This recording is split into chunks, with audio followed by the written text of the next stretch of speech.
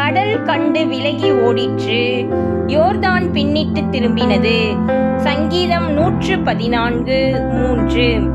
கடல் விலகியதை யாத்ராகமம் 14:21-22 வாசித்தோமானால், சமுத்திரம் ஒதுங்கி ஜலம் பிளந்து பிரிந்து போனதையும் இஸ்ரவேல் புத்திரர் வெட்டாந்தரையில் நடந்து போனதையும் பார்க்கின்றோம்.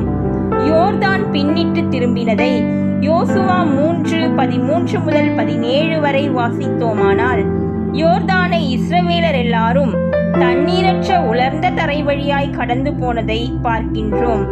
நம்முடைய வாழ்க்கையிலும் கூட பிரச்சனைகள் நமக்கு தடைகளாக இருக்கும் பொழுது, செங்கடலை போல தடைகளை தேவன் விலகி போக செய்வார். யோர்தான் போன்ற காரியங்கள் நமக்கு முன்பதாக இருந்தாலும் கர்த்தர் அதை பின்னடைய செய்வார். தேவனுடைய கரத்தை பிடித்துக் கொள்வோம். ஆமேன்.